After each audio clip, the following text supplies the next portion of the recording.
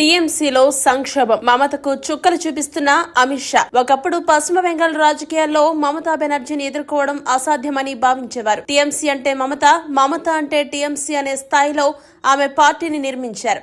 కానీ రాజకీయాల్లో ప్రజలిచ్చిన తీర్పు ఒక్క ఎన్నికతో మొత్తం సమీకరణాలను మార్చేస్తుంది. 2026 ఎన్నికల ఫలితాలు కూడా అలాంటి పరిణామానికే నాంది పలికాయి. ఏళ్ల తరబడి అధికారంలో ఉన్న టీఎంసీ అధికారాన్ని కోల్పోగా బీజేపీ అధికారంలోకి వచ్చి సువేందు అధికారి ముఖ్యమంత్రిగా బాధ్యతలు చేపట్టారు. అక్కడి నుండే బెంగాల్ రాజకీయాల్లో కొత్త పోరు ప్రారంభమైంది. ఎన్నికల్లో ఓటమి సాధారణ విషయం కావచ్చు, కానీ ఓటమి తర్వాత పార్టీని కాపాడుకోవడం, నాయకులను ఒకే తాటిపై నడిపించడం, కార్యకర్తల్లో నమ్మకాన్ని నిలబెట్టడం చాలా కష్టం. ప్రస్తుతం టీఎంసీ ఎదుర్కొంటున్న అసలు సవాల్ కూడా ఇదేనని రాజకీయ విశ్లేషకులు చెబుతున్నారు. ఎన్నికల ఫలితాల తర్వాత పార్టీ అంతర్గతంగా అసంతృప్తి పెరుగుతోందనే వార్తలు వస్తుండడం, కొందరు నాయకులు అసహనం వ్యక్తం చేస్తున్నారనే ప్రచారం, పార్లమెంటరీ పార్టీలో విభేదాలపై చర్చలు జరగడం మమతా బెనర్జీకి కొత్త తలనొప్పిగా మారింది. ఇదే సమయంలో రాజకీయ వర్గాల్లో మరో చర్చ వేడెక్కుతోంది. టీఎంసీ పార్లమెంటరీ పార్టీలో విభజన జరిగే అవకాశాలపై ఊహాగానాలు వినిపిస్తున్నాయి. కొందరు తిరుగుబాటు నేతలు తమకు గణనీయమైన ఎంపీల మద్దతు ఉందని చెబుతూ ఉండగా, ఎందుకంటే అధికారాన్ని కోల్పోయిన వెంటనే పార్టీ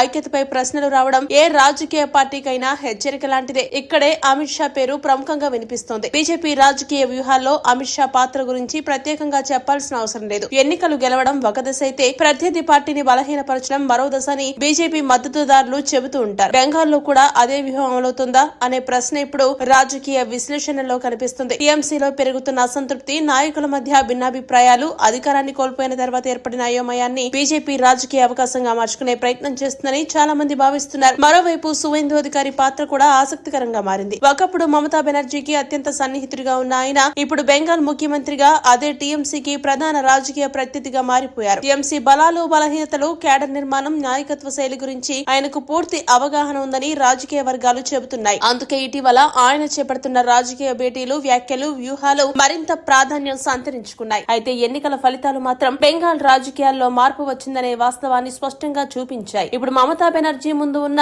అతిపెద్ద సవాలు బీజేపీ కాదు, సొంత పార్టీని ఐక్యంగా ఉంచడం, ప్రజా మద్దతును తిరిగి సమీకరించడం, కార్యకర్తల్లో నమ్మకాన్ని పెంచడం, అసంతృప్తిని తగ్గించడం. ఈ 4 సవాళ్లను ఒకేసారి ఎదుర్కోవాల్సిన పరిస్థితి ఇప్పుడు టీఎంసీకి ఎదురైంది. అయితే రాజకీయాల్లో ఏది శాశ్వతం కాదు. ఓటమి తర్వాత కూడా పార్టీలు తిరిగి బలపడిన సందర్భాలెన్నో ఉన్నాయి. అలాగే అధికారంలోకి వచ్చిన పార్టీలు కూడా తమ ఆధిపత్యాన్ని నిలబెట్టుకోలేకపోయిన సందర్భాలున్నాయి. అందుకే ప్రస్తుతం జరుగుతున్న పరిణామాలు బెంగాల్ రాజకీయాల్లో కొత్త అధ్యాయానికి నాంది పలుకుతాయా, లేక టీఎంసీ తిరిగి పుంజుకుంటుందా అనేది రాబోయే నెలల్లో తేలనుంది. టీఎంసీ పునర్వైభవం దాదాపు అసాధ్యమని రాజకీయ విశ్లేషకులు చెబుతున్నారు. కానీ ఒక్క విషయం మాత్రం స్పష్టంగా కనిపిస్తుంది. బెంగాల్ రాజకీయాలు ఇప్పుడు దేశంలోనే అత్యంత ఆసక్తికర రాజకీయ రంగస్థలంగా మారాయి. ఒకవైపు అమిత్ షా వ్యూహాలు, మరోవైపు సువేందు అధికారి దూకుడు, ఇంకోవైపు మమతా బెనర్జీ రాజకీయ అనుభవం. ఈ పోరులో చివరకు పైచేయి ఎవరిది అనేది చూడాల్సి ఉంది.